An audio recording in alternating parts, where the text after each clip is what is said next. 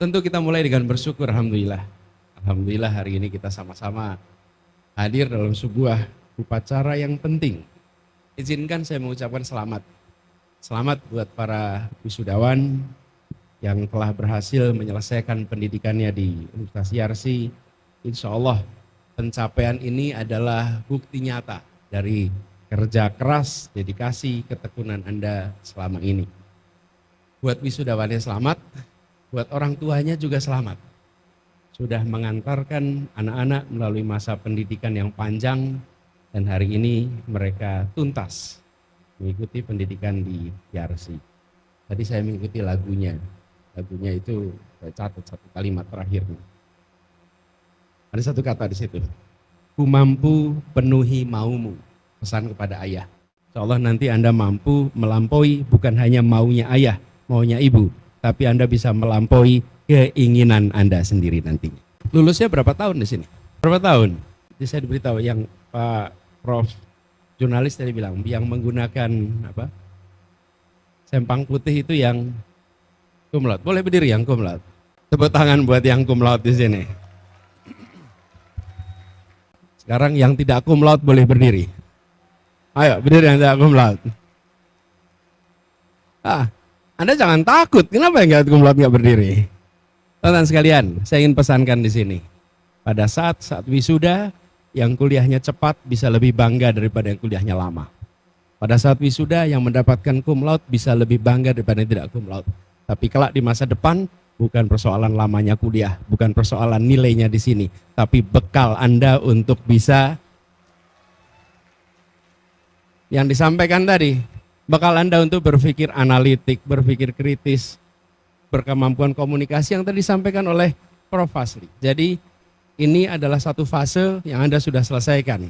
Pasti Anda ingat hari-hari pertama masuk IRC dulu. Sekarang hari terakhir Anda berada di sini.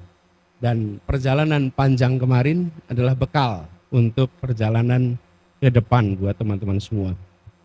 Dan teman-teman pasti merasakan di dalam perjalanan kemarin ada suka duka, ada tantangan, ada masa berat, ada masa ringan. Itu bagian dari pemanasan. Ketika nanti Anda lulus, tuntas, Anda memasuki dunia kerja. Nah, tantangannya saat ini, adik-adik semua, Anda ini lulus di saat ekonomi sedang sulit. Mohon maaf, Anda lulus ekonomi sulit. Yang di luar sana mencari pekerjaan sulit. Yang baru lulus, lebih mudah, lebih sulit. Punya tantangan besar. Saya ingin sampaikan di sini teman-teman. Kita sedang menghadapi tantangan yang tidak ringan. 5 bulan ini deflasi terjadi. Daya beli masyarakat sedang menurun. Banyak perusahaan melakukan PHK. Ini tantangan nyata depan mata kita ini. Jadi di saat teman-teman lulus, di situ sedang ada situasi kontraksi ekonomi. Kalau udah punya LinkedIn, Anda bisa open to work. Saya juga lagi open to work soalnya di situ ya.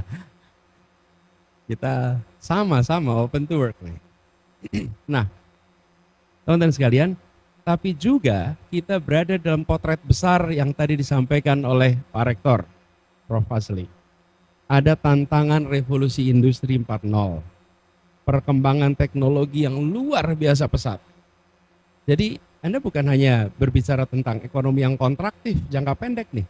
Tapi tantangan besarnya ada AI, kecerdasan buatan. Tadi Prof. Jurnalis menggambarkan. Ada blockchain, ada Internet of Things. Dan semua itu membawa perubahan besar dalam landscape pekerjaan ke depan.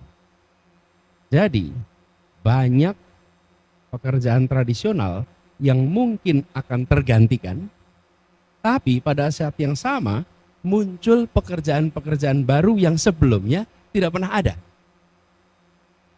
Jadi teman-teman sekalian, jangan hanya melihat, wah ini ekonomi lagi kontraksi, ini realita. Ada perubahan pemanfaatan teknologi, iya, ada yang pekerjaan hilang, tapi ada pekerjaan juga yang bermunculan. Lalu kita berada di dalam tantangan geopolitik dan globalisasi yang tidak bisa diabaikan. Ketegangan antar negara hari ini bermunculan. 5 tahun yang lalu tidak ada yang pernah membayangkan bahwa anggaran angkatan bersenjata negara-negara superpower itu akan dibesarkan. Tidak ada yang terbayangkan. Begitu terjadi konflik di Ukraina dengan Rusia, mendadak semua terbelalak dan harus melakukan revisi atas strategi pertahanannya. Dan kita di Asia Tenggara, alhamdulillah, Asia Tenggara menjadi salah satu wilayah yang paling aman, yang paling tenang, paling teduh. Lihat ke atas, Asia Timur, ada Cina, ada Korea, ada Jepang, kemudian di situ ada Taiwan. Tidak terbayangkan mereka rukun. Anda lihat Asia Selatan, ada India, Pakistan, Bangladesh, Sri Lanka. Tidak terbayangkan itu rukun. Tapi begitu sampai Asia Tenggara, ini tenang damai. Kita di satu sisi punya tantangan besar, global. Di sisi lain, kita berada di sebuah tempat yang relatif aman dan stabil. Karena itu teman-teman sekalian, kalau boleh saya menganjurkan kepada teman-teman semua di sini, bayangkan wilayah pengabdian Anda itu melampaui teritorial geografis Indonesia. Anda hidup di abad 21, Anda lulus tahun 24. Di kamar Anda pasang itu peta dunia. Anda lihat, disinilah tempat saya akan berkiprah nanti.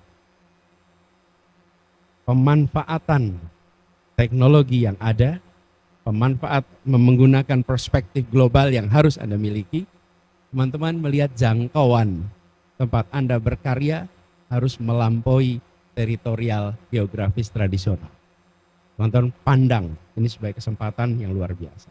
Jadi saya ingin sampaikan ke teman-teman semua, walaupun ada tantangan jangka pendek yang serius, tapi kita yakin bahwa orang tua sudah mempersiapkan, Yarsi sudah mempersiapkan, dan insya Allah Anda akan bisa menghadapi semua tantangan yang ada di depan. Janji Allah juga begitu, la yukallifullahu nafsan illa wus'aha. Allah tidak akan membebani seseorang, melainkan yang sesuai dengan kesanggupannya. Jadi bagi para wisudawan semua, saya ingin meneruskan. Tadi Prof. Jurnalis, Prof. Asli sudah memberikan gambaran besarnya. Saya ingin titip beberapa hal. Pertama, jadilah pribadi yang adaptif, yang fleksibel dengan perubahan. Kalau ngomong perubahan itu bukan kemarin ya. Ini perubahan ini konteksnya Anda akan menghadapi change. Jadilah pribadi yang selalu siap untuk melakukan perubahan. Ability to learn and ability to unlearn. Karena itu Anda harus menjadi learner. Dan salah satu sifat learner adalah kemampuan untuk melakukan penyesuaian dengan cepat, melihat kondisi yang Anda hadapi. Dan kita punya prinsip memelihara tradisi lama yang baik dan mengambil hal baru yang lebih baik. Yang kedua, teman-teman sekalian, dalam perjalanan ini saya usul supaya nomor 2 nih, Anda punya mentor. Baru lulus, cari mentor. Siapa kira-kira senior, bukan hanya kakak kelas fakultas, tapi siapapun yang punya pengalaman lebih dari Anda. Jadikan itu mentor. Miliki orang yang bisa ajak Anda diskusi. Ini ada pepatahnya, ini barang siapa tidak memiliki guru, maka gurunya adalah setan. Anda gunakan kesempatan ini untuk cari mentor. Kalau di kampus dulu ada dosen pembimbing, di rumah ada orang tua pembimbing, besok Anda akan memasuki sebuah tempat yang tidak ada pembatasnya. Cari orang-orang yang bisa jadi mentor, bukan 1, bukan 2, bukan 3, cari sesuai kebutuhan Anda. Teman-teman sekalian, yang ketiga, jangan berhenti belajar. Dari tadi diingatkan bahwa wisuda ini bukan akhir, ini adalah awalan baru. Tapi perlu saya ingatkan di sini teman-teman, kalau lulus SD, pilihannya mudah. Ada 4-5 SMP yang Anda mau masuk daftar. Setelah lulus SMP, Anda lihat berapa SMA yang Anda akan masuki. Setelah lulus SMA, beberapa kampus yang Anda mau daftar. Tapi setelah lulus kampus itu open-ended, tidak lagi multiple choice. Kalau kemarin Anda multiple choice nih, mau kampus mana, mau sekolah mana. Sekarang Anda akan terbuka dengan pertanyaan yang tipenya tipe open-ended questions. Mau kemana? Apa yang mau dikerjakan? Karena itu, apa saya katakan tadi, mentor itu penting dan kemauan untuk belajar itu penting sekali. Lalu yang keempat, titip, ini tadi disampaikan juga, jaga integritas, pegang nilai-nilai moral, apalagi Anda lulusan dari Yarsi. Lulusan dari Yarsi, Anda bukan hanya dari sebuah kampus, tapi Anda sebuah kampus yang menjunjung tinggi nilai Islam. Karena itu Anda pegang itu semua. Dan yang kelima, buatlah mimpi yang besar, mimpi yang tinggi. Saya berkali-kali mengatakan lokasi lahir boleh di mana saja, lokasi kuliah boleh di mana saja, tapi lokasi mimpi harus di langit yang paling tinggi. Tempatkan tinggi. Sudah punya CV belum? Udah? Udah bisa nulis resume? Sudah? Saya kasih tambahan tugas boleh ya? Anda tulis CV. Tulis CV Anda. Kalau Anda nulis CV, halaman pertama apa tulisannya? Atasnya. Nama, lalu alamat. Betul ya? Lalu satu paragraf menjelaskan siapa Anda. Betul ya? Lalu sesudah itu Anda jelaskan riwayat pendidikan, riwayat pekerjaan. Saya titip Anda buat CV. Sesudah syukuran, kembali ke rumah, buka komputer, Anda tulis CV. Tapi tuliskan tahunnya 2044. Pada tahun 2044, pertanyaannya, di mana alamat rumah Anda? Di situ Anda tulis tuh. Siapa Anda di tahun 2044?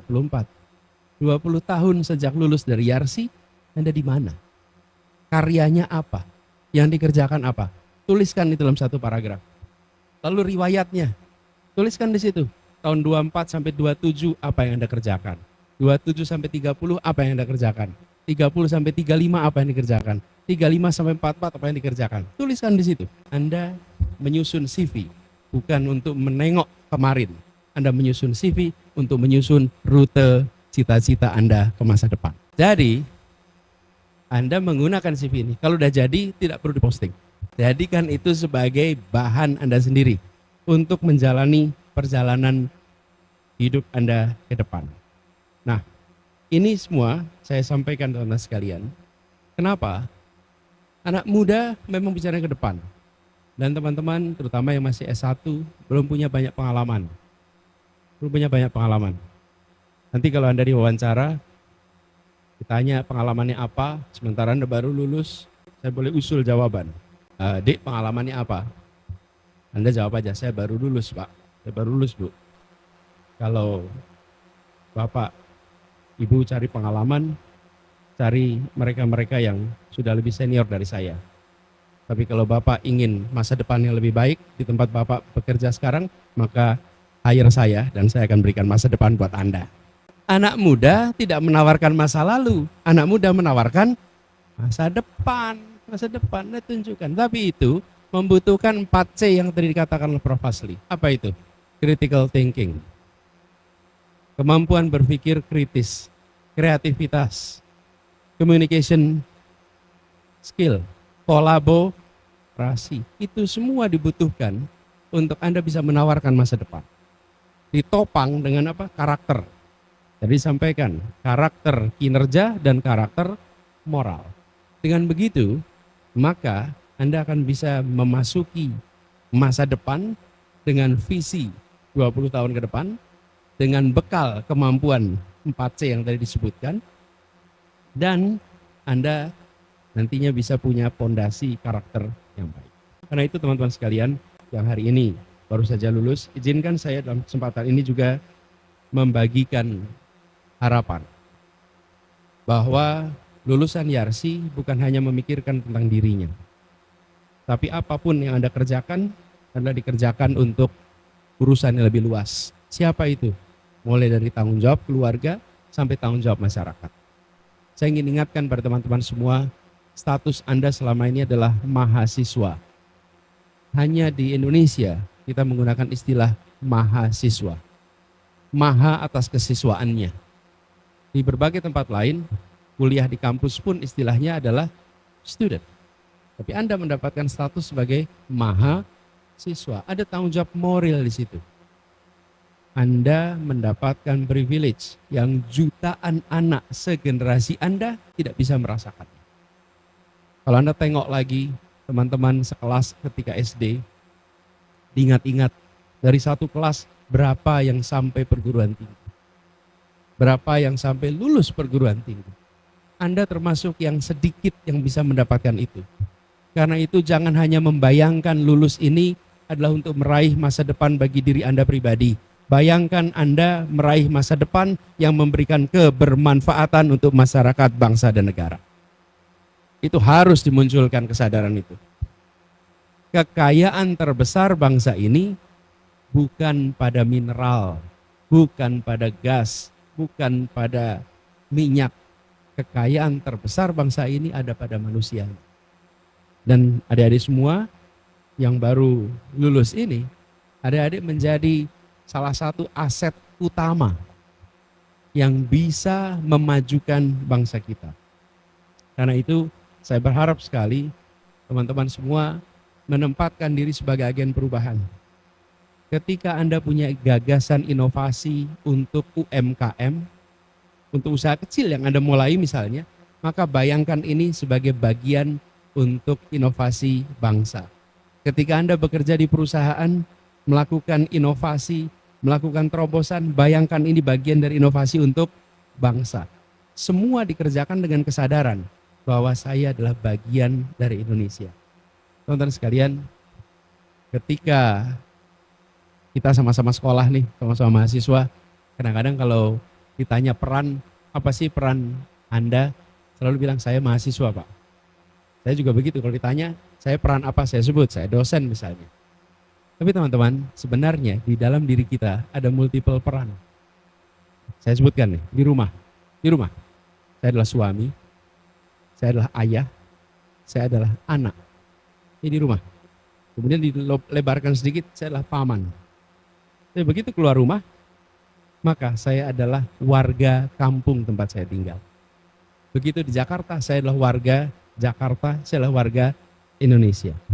Kemudian profesi, saya memiliki status sebagai pengajar, dosen. Ada kegiatan sosial, saya pengurus yayasan ini. Ada kegiatan politik, saya ikut terlibat kegiatan politik ini. Mendadak begitu dijejerkan, ada berbagai peran menempel di diri kita. Dan itu buat teman-teman semua yang baru saja selesai, ingat, salah satu peran yang menempel di diri Anda adalah Anda seorang muslim dan muslimah, dan Anda seorang warga negara Indonesia. Sehingga apapun yang Anda kerjakan itu bagian dari peran tersebut. Kalau teman-teman memiliki kesadaran itu, maka apapun yang dikerjakan adalah bagian dari melaksanakan multiple role. Dan tidak bisa kita meniadakan satu peran. Saya tidak bisa pulang ke rumah dan bilang ke istri saya, Per, hari ini tidak mau jadi suami dulu. Nggak bisa. Saya nggak bisa bilang sama anak saya, minggu ini saya nggak mau jadi ayah dulu. Nggak bisa. Dan saya tidak bisa mengatakan, oh hari ini tidak mau jadi warga Indonesia dulu. Tidak bisa. Itu adalah peran yang menempel di diri kita. Kadang-kadang kita sadar saya anak. Kadang-kadang saya sadar saya pegawai. Tapi tidak sadar saya warga Indonesia. Tidak sadar saya punya tanggung jawab sebagai warga Indonesia. Sadari itu dari sekarang. Bahwa apapun yang Anda kerjakan adalah untuk kemajuan bagi umat, bagi bangsa, dan insya Allah kalau lulusan Yarsi akan bisa menjalankan peran itu dengan baik. Insya Allah. Teman-teman sekalian, kita juga merasakan perubahan yang luar biasa di dalam dunia abad 21. Kita menyaksikan ada perubahan iklim yang luar biasa. Ini dampaknya kita rasakan di Indonesia hari ini, di Jakarta hari ini. Yang kedua, kita juga merasakan adanya, tadi saya sebutkan, perubahan teknologi yang luar biasa. Jadi titip, sama satu lagi, ketimpangan ekonomi yang luar biasa. Jadi saya berharap teman-teman sekalian, dalam menengok ke depan, menyusun CV masa depan, menyusun rencana ke depan, perhatikan tanda-tanda perubahan itu. Mereka yang membaca perubahan zaman, mengantisipasinya, maka Anda jadi pemenang. Tapi yang tidak baca perubahan zaman, tidak mengantisipasi, Anda akan tertinggal. Bekalnya sama, tapi baca perubahan atau tidak baca perubahan itu memiliki dampak yang sangat besar. Lalu bagi teman-teman semua yang hari ini sudah lulus, mulailah untuk meniti fase pembelajaran berikutnya dengan tidak melupakan bekal yang selama ini ada. Di sini ada berbagai bidang. Jadi teman-teman, saya ingatkan, sebenarnya saat Anda nanti berkarya, bidang pembelajaran yang kemarin Anda fokuskan hanyalah bekal awal. Dalam perjalanan nanti jangan Anda terkunci bahwa Anda harus berada di satu bidang ini saja. Buka perspektif. Bisa kerjakan banyak hal. Dan jangan pernah khawatir untuk mencoba. Ingat-ingat, di tahun 44, 20 tahun setelah Anda bekerja, maka yang paling penting bukan pekerjaan pertama yang Anda kerjakan. Bukan itu yang paling penting. Yang paling penting adalah apakah Anda memberikan kebermanfaatan di setiap pekerjaan yang Anda lakukan. Kita setelah lulus mengejar supaya di tahun pertama kita mendapatkan sesuatu yang mempesona. Itu baik. Tapi ingat, ini proses pembelajaran. Di fase manapun Anda memberikan kebermanfaatan bagi semua. Lalu teman-teman sekalian, di saat yang berat ini jangan pernah merasa kecil. Ini masa tantangan yang tidak sederhana. Sebagian dari Anda mungkin belum bisa langsung berkarya. Belum bisa langsung dapat pekerjaan. Jangan kecil hati. Karena setelah 20 tahun orang tidak ditanya, dulu kuliahnya berapa lama? Dulu kuliahnya nilainya berapa? Dulu nganggurnya berapa lama? Tapi yang mereka tanya adalah apakah Anda terus-menerus melakukan kemajuan, terus melakukan perubahan, terus memberikan dampak di pekerjaan apapun yang Anda kerjakan. Karena itulah teman-teman sekalian, lihat ini dalam perspektif jangka panjang. Dan insya Allah dengan bekal yang didapat di YRC ini, Anda akan bisa meraih masa depan yang lebih baik daripada yang Anda bayangkan. Insya Allah. Teman-teman sekalian, selamat memulai dan mengarungi babak baru kehidupan Anda. Perjalanan ke depan adalah perjalanan yang penuh tantangan. Karena tidak terlihat ujungnya. Anda masuk SD, Anda tahu ujungnya kelas 6 SD. Anda masuk SMP, Anda tahu nanti ujungnya kelas 3 SMP. Ketika kuliah juga begitu. Anda masuk kuliah, Anda lihat ujungnya. Ujungnya nanti ketika saya wisuda, Anda sampai di ujung. Tapi setelah ini, Anda tidak lihat ujungnya lagi. Anda tidak bisa lihat, oh iya, ini 3 tahun lagi itu ujung saya. Tidak. Anda nanti menemui sebuah tempat yang infinite, yang tidak ada batasnya. Batasnya kapan? Ketika ajal menjemput. Ini adalah periode pengabdian.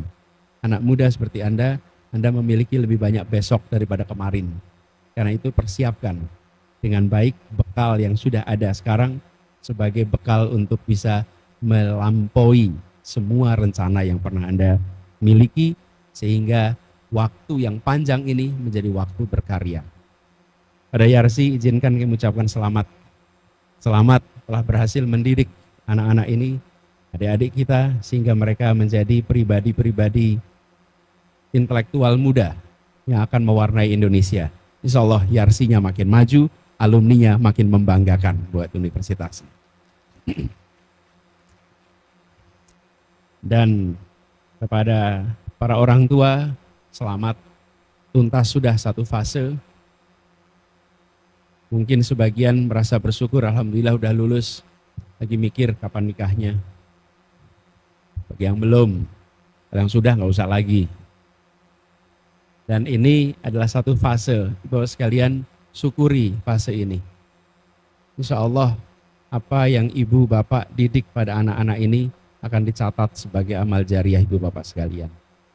Menjadi kebanggaan hari ini dan kebanggaan di masa yang akan datang. Insya Allah mereka-mereka yang ibu-ibu bapak didik nantinya menjadi anak-anak yang membanggakan. Anak-anak yang mendorong keluarga untuk kesejahteraan yang meningkat dan juga keluarga yang bahagia. Selamat sekali lagi untuk semuanya. Terima kasih atas perhatiannya. Assalamualaikum warahmatullahi wabarakatuh.